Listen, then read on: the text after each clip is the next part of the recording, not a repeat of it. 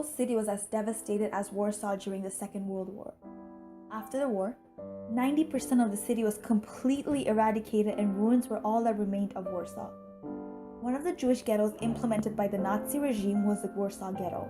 From October to mid-November 1940, high walls were built by Nazi soldiers, keeping the Jews completely isolated from the outside world. 400,000 Jews were living in this ghetto in inhumane conditions. They were abused, starved, and killed by the SS. When the Nazis started to transfer the Jewish to concentration camp, one man could not bear to witness to these atrocities. This man was Adam Chernyakov, head of the Warsaw Ghetto Judenrat, the Jewish Council. He pleaded the Nazi officials to spare the orphans but was denied.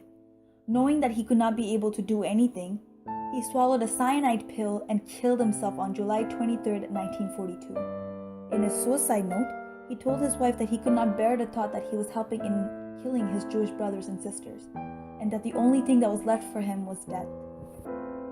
Krakow's infrastructure remained intact even after 70 years. It was less affected by the destruction of warfare since Hitler favored the city. The prominence of propaganda was so imminent that the German population started to believe that the Jewish community was a threat for Germany's triumph. However, many have diverted from this misbelief and chose to help the Jewish from being persecuted. A German businessman named Oskar Schindler was one of them.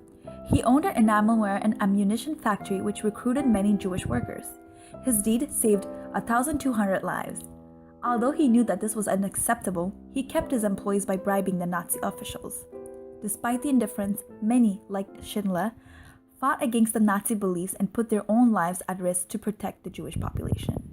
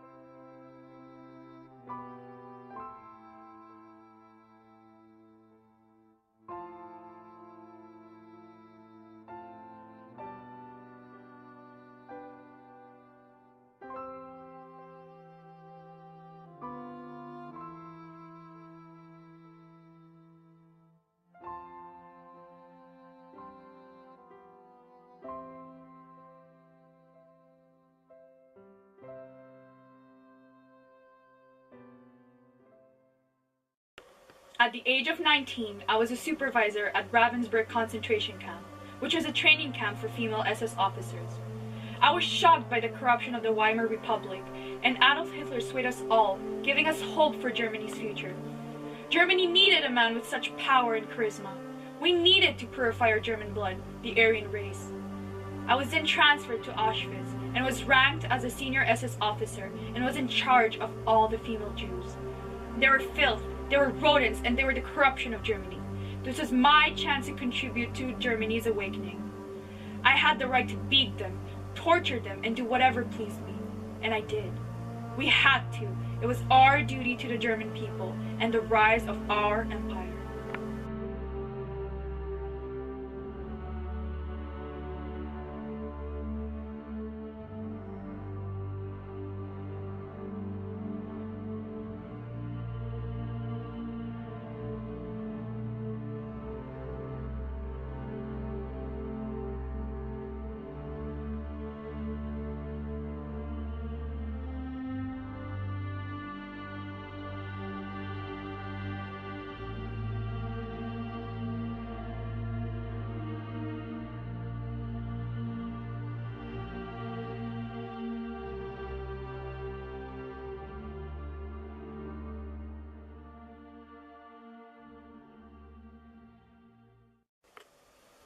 I was 21 years old when they came for my family and I. They took my home, claiming that it was too nice for us. Arriving at the camp, I witnessed walking skeletons, whereas the gender and the age was indistinguishable. A group of women and myself were selected to go to a room to clean ourselves. When we walked out, one of the ladies came and asked me why we were still alive. I then understood that I was in a gas chamber. I also was one of Joseph Mengelé's experiments, a man who is known for his outrageous experimentations on the prisoners of Auschwitz. During all this time, I asked myself, what did I do? Why do they hate me? I even believed that death was less of a punishment. Those people, including myself, were real. They were mothers and fathers, uncles and aunts, doctors and teachers, poets, wonderful people, composers. And now they scream in silence. My story is only one story, but it is the story 6 million others cannot tell. I was and always shall be the witness to mass murder.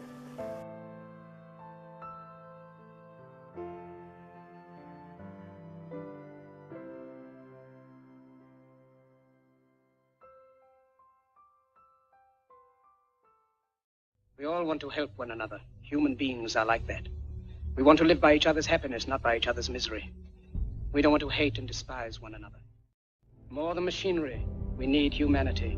More than cleverness, we need kindness and gentleness. Without these qualities, life will be violent, and all will be lost. Do not despair. The misery that is now upon us is but the passing of greed, the bitterness of men who fear the way of human progress. The hate of men will pass, and dictators die, and the power they took from the people will return to the people. And so long as men die, liberty will never perish.